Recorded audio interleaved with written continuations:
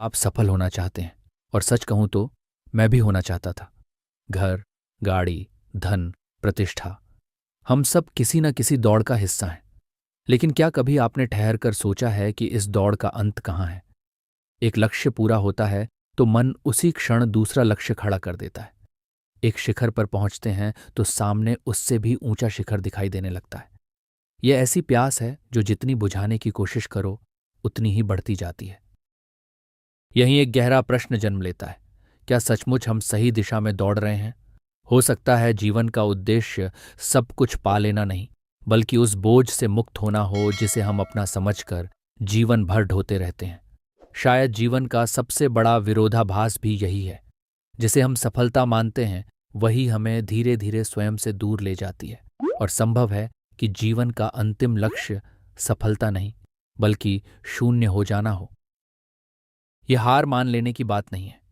ये उस झूठे अहंकार से मुक्त होने की यात्रा है जहां से वास्तविक शांति का आरंभ होता है। बचपन से हमें एक ही कहानी सुनाई जाती है, सफलता की कहानी। हमें बताया जाता है कि जीवन में एक उद्देश्य होना चाहिए, ऐसा उद्देश्य जो दिशा दे, प्रेरणा दे और आगे बढ़ने की शक्ति दे। स्वामी विवेकानंद ने भी जीवन में लक्ष्य और पुरुषार्थ के महत्व पर बार बार बल दिया है।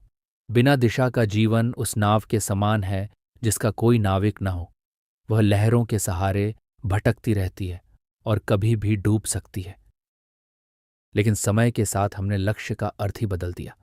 अब लक्ष्य का अर्थ है और अधिक पाना, और अधिक धन, और बड़ा घर, और अधिक प्रतिष्ठा, और अधिक पहचान। धीरे धीरे जीवन उपलब्धियों की एक अंतहीन सूची बन गया। अच्छी पढ़ाई, अच्छी नौकरी, पद में उन्नति, विवाह, परिवार, फिर उससे भी आगे कुछ और यह क्रम कभी समाप्त नहीं होता। हम वर्तमान में कम और भविष्य में अधिक जीने लगते हैं।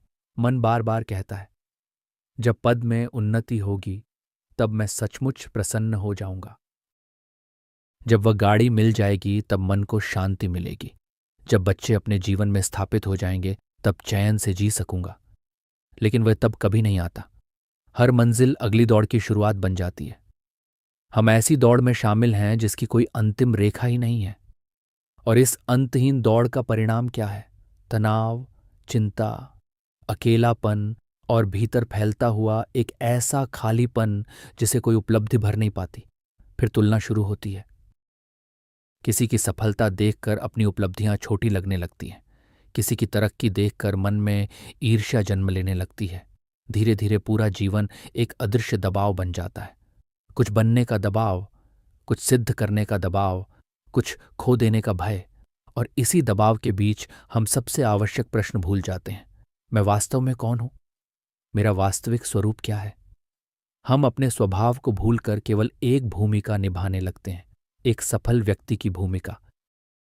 लेकिन उस भूमिका के पीछे एक थका हुआ मन होता है, एक बेचैन हृदय होता है, और एक ऐसा व्यक्ति होता है जिसने पूरी दुनिया को पाने की कोशिश में स्वयं को ही खो दिया होता है।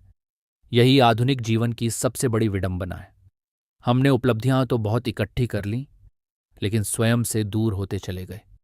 यहीं से एक और प्रश्न उठता है, जब अधिक पाने की यह दौड़ हमें शांति तक नहीं पहुंचाती, जब हर उपलब्धि के बाद भीतर की रिक्तता और गहरी होती जाती है, तो क्या संभव है कि बदलने की आवश्यकता लक्ष्य में नहीं, बल्कि खोज की दिशा में हो?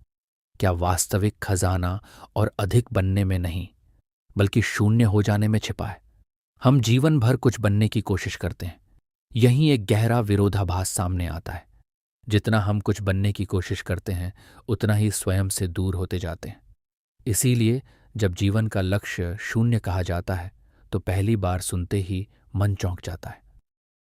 शून्य, क्या इसका अर्थ सब कुछ खो देना है? क्या इसका अर्थ हार जाना है? क्या इसका अर्थ जीवन से भाग जाना है? नहीं, अध्यात्म में शून्य का अर्थ वैसा नहीं है जैसा गणित में होता है। यह अंत नहीं, एक नई शुरुआत है। यह हार नहीं, अहंकार पर मिली सबसे बड़ी विजय है। यह खालीपन नहीं, भीतर की पूर्णता का द्वार है।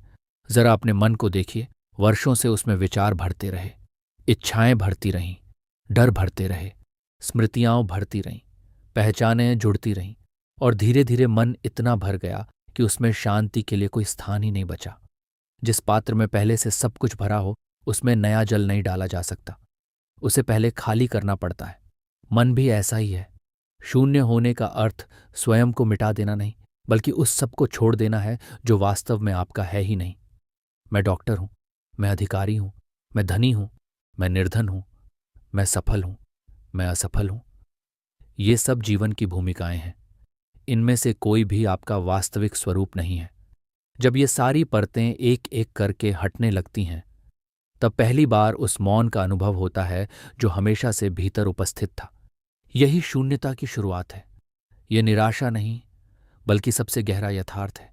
ये जीवन से भागना नहीं, बल्कि जीवन को बिना किसी झूठी पहचान के देखना है। हम सबसे भारी बोझ अपने कंधों पर नहीं, अपने भीतर उठाए फिरते हैं।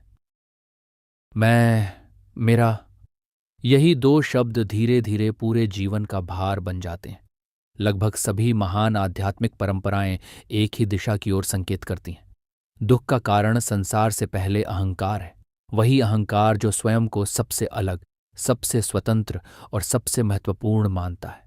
शून्य होने का अर्थ उसी अहंकार का शांत हो जाना है। और जब अहंकार शांत होता है, तब पहली बार जीवन वैसा दिखाई देता है जैसा वह वास्तव में है। हजारों वर्ष पहले भारत के महर्षियों ने इसी सत्य का प्रत्यक्ष अनुभव किया था। भारत के महर्षियों द्वारा अनुभूत उपनिषद, जो वेदांत दर्शन का आधार है, इस रहस्य को अत्यंत गहराई से प्रकट करते हैं। लेकिन यहां एक बात बहुत स्पष्ट समझ लेना आवश्यक है। वेदांत आत्मा को कभी शून्य नहीं कहता। वेदांत का उद्घोष है ब्रह्म सत्यम जगत मिथ्या, अर्थात केवल ब्रह्म ही अंतिम सत्य है। यह संसार हमें जैसा दिखाई देता है वैसा अंतिम सत्य नहीं है। उसका अनुभव अवश्य होता है, लेकिन उसकी अपनी स्वतंत्र सत्ता नहीं है। यही माया का रहस्य है। यहीं एक स्वाभाविक प्रश्न उठता है, यदि आत्मा शून्य नहीं है तो शून्य है क्या? शून्य है हमारा अहंकार, वह झूठी पहचान जिसे हम जीवन भर मैं समझते रहते हैं।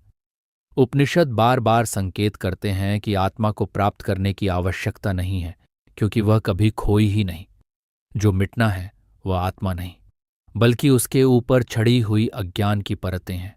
जब तक यह झूठा मैं स्वयं को खोजने वाला मानकर खड़ा है, तब तक सत्य दूर प्रतीत होता है। जिस क्षण यह मैं शांत हो जाता है, उसी क्षण स्पष्ट हो जाता है कि खोजने वाला और जिसे खोजा जा रहा था वे कभी अलग थे ही नहीं। यही अहंकार का शून्य होना है। यही वास्तविक मुक्ति की शुरुआत है। समुद्र की एक लहर को देखिए। जब तक वह स्वयं को केवल एक लहर मानती है, तब तक उसका पूरा जीवन तुलना में बीतता है। कोई उससे बड़ी है, कोई उससे छोटी, कोई उससे आगे निकल गई, कोई पीछे रह गई। उसे हर क्षण अपना अस्तित्व बचाए रखने की चिंता रहती है। लेकिन जिस क्षण वह समुद्र में विलीन होती है, क्या उसका अस्तित्व समाप्त हो जाता है? नहीं, समाप्त केवल उसकी अलग होने की भावना होती है। वह वही बन जाती है जो वह आरंभ से ही थी, समुद्र। लहर होना उसकी अस्थायी पहचान थी। समुद्र होना उसका वास्तविक स्वरूप है। वेदांत मनुष्य के बारे में भी यही कहता है। हम स्वयं को शरीर मान लेते हैं, मन मान लेते हैं, विचार मान लेते हैं, नाम, पद और संबंधों को ही अपना परिचय समझ बैठते हैं। यहीं से अहंकार जन्म लेता है और यही हमारे अधिकांश दुखों का मूल कारण बन जाता है। शून्य होने का अर्थ स्वयं को समाप्त कर देना नहीं है। शून्य होने का अर्थ है उस झूठी पहचान का अंत जिसने हमें हमारे वास्तविक स्वरूप से दूर कर रखा है। जब यह भ्रम मिट जाता है, तब पहली बार यह अनुभव होता है कि हम कोई अलग अस्तित्व नहीं हैं। हम उसी अनंत चेतना की अभिव्यक्ति हैं। यही वेदांत का सार है। यही मोक्ष है। यही वास्तविक स्वतंत्रता है। यही सत्य भगवान बुद्ध की वाणी में एक अलग रूप से प्रकट होता है। बुद्ध ने शून्यता का सिद्धांत दिया। ये उनके सबसे गहरे उपदेशों में से एक है, लेकिन सबसे अधिक गलत समझे जाने वाले सिद्धांतों में भी है। अक्सर लोग मान लेते हैं कि शून्यता का अर्थ है कुछ भी नहीं है, सब कुछ निरर्थक है, इस संसार का कोई मूल्य नहीं है। लेकिन बुद्ध का आशय कभी भी ऐसा नहीं था। बुद्ध के अनुसार शून्यता का अर्थ है किसी भी वस्तु का स्वतंत्र अस्तित्व नहीं है। इस सृष्टि में कोई भी वस्तु अकेली नहीं है। हर वस्तु अनगिनत कारणों और परिस्थितियों पर आधारित होकर ही अस्तित्व में आती है। यही कारण कार्य का शाश्वत नियम है। एक कमल के फूल को देखिए, पहली दृष्टि में वह केवल एक फूल दिखाई देता है, लेकिन यदि गहराई से देखें तो उसके भीतर पूरा संसार दिखाई देने लगता है। उसमें बीज भी है, मिट्टी भी है, जल भी है, सूर्य का प्रकाश भी है, बादलों की वर्षा भी है और उस किसान का श्रम भी है जिसने बीज को धरती में सौंपा था। इनमें से यदि एक भी तत्व अलग कर दिया जाए तो क्या कमल खिल सकता है? नहीं। यही बुद्ध का संकेत है। कमल का अपना कोई स्वतंत्र अस्तित्व नहीं है, वह असंख्य कारणों का संगम है। इसी अर्थ में उसे शून्य कहा गया है। शून्य इसलिए नहीं कि वह है ही नहीं, बल्कि इसलिए कि वह अकेला नहीं है। यही बात अपने जीवन पर भी लागू होती है। जिसे हम मैं कहते हैं, क्या वह वास्तव में अकेला है? क्या माता पिता के बिना हमारा अस्तित्व संभव था? क्या अन्न के बिना जीवन चल सकता था? क्या वायु के बिना एक क्षण भी जीवित रहा जा सकता है? क्या गुरु, समाज और प्रकृति के बिना हमारा व्यक्तित्व बन पाता? जब इस प्रश्न को भीतर तक ले जाते हैं तो दिखाई देता है कि मैं भी अनगिनत कारणों का संगम हूं। शरीर, मन, विचार, भावनाएं, संस्कार, सब कुछ परस्पर जुड़ा हुआ है। अलग और स्वतंत्र होने का जो भाव है वही भ्रम है। इसी भ्रम को बुद्ध ने अनात्मा कहा। यह शिक्षा वेदांत से विरोध नहीं करती। दोनों अलग अलग भाषा में मनुष्य को उसी अहंकार से मुक्त करना चाहते हैं जो स्वयं को सबसे अलग मानकर जीता है। यही कारण है कि जैसे ही अलगाव का भ्रम टूटता है, अहंकार भी अपने आप शांत होने लगता है, और जहां अहंकार शांत होता है वहीं भय कम होने लगता है, तुलना समाप्त होने लगती है, ईर्ष्या का आधार मिटने लगता है। मन पहली बार सहज होकर जीवन को देखना सीखता है। यहीं शून्यता का वास्तविक अनुभव प्रारंभ होता है। यहीं से ये समझ केवल दर्शन नहीं रहती, जीवन का अनुभव बन जाती है। जब तक शून्यता केवल एक विचार है तब तक उसका कोई विशेष मूल्य नहीं, लेकिन जैसे ही यह अनुभव बनने लगती है, जीवन बदलने लगता है। सबसे पहला परिवर्तन हमारे भय में दिखाई देता है। हमारा अधिकांश तनाव बाहरी परिस्थितियों से नहीं, बल्कि उस मैं से जुड़ा होता है जो हर समय कुछ खो देने से डरता रहता है।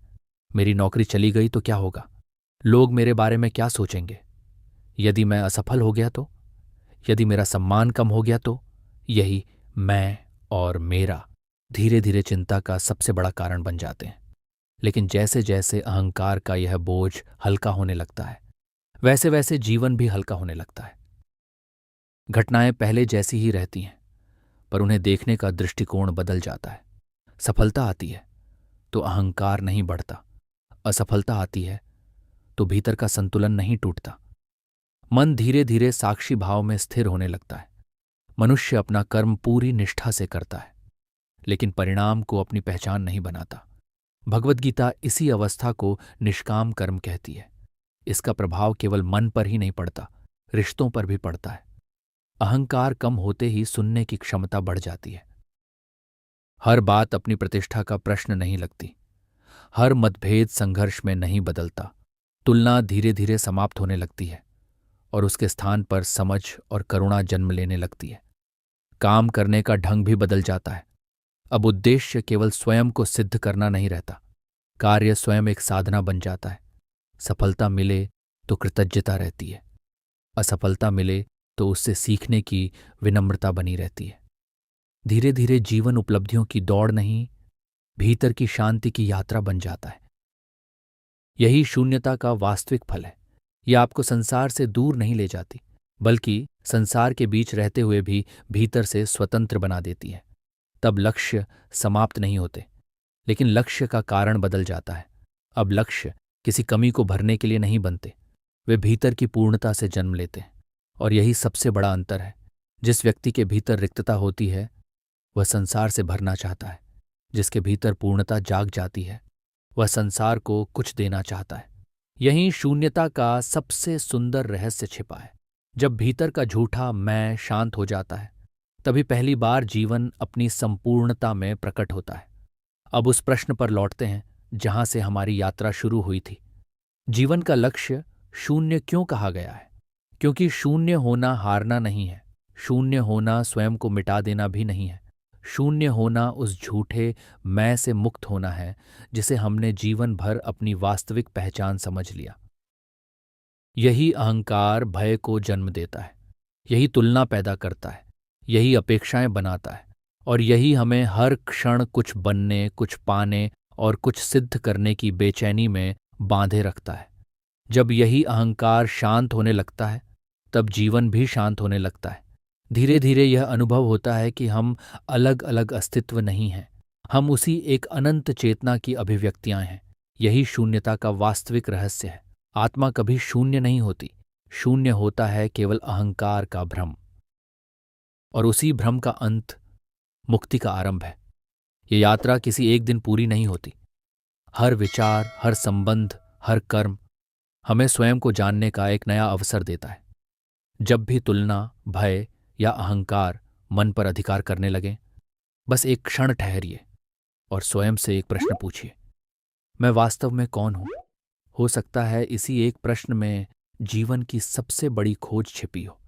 यदि आज की इस चर्चा ने आपको एक क्षण के लिए भी अपने भीतर झांकने को प्रेरित किया है, तो इस संवाद का उद्देश्य पूरा हुआ। अपने विचार टिप्पणी में अवश्य लिखिए।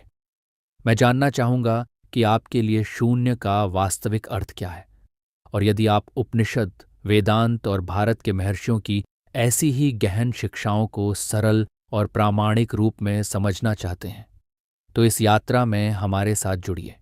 चैनल को सब्सक्राइब कीजिए और आने वाली चर्चाओं के लिए घंटी का संकेत भी अवश्य दबाइए। हम फिर मिलेंगे एक नए प्रश्न के साथ, एक और उपनिषद के साथ, और सत्य की ओर एक और कदम बढ़ाने के लिए। धन्यवाद।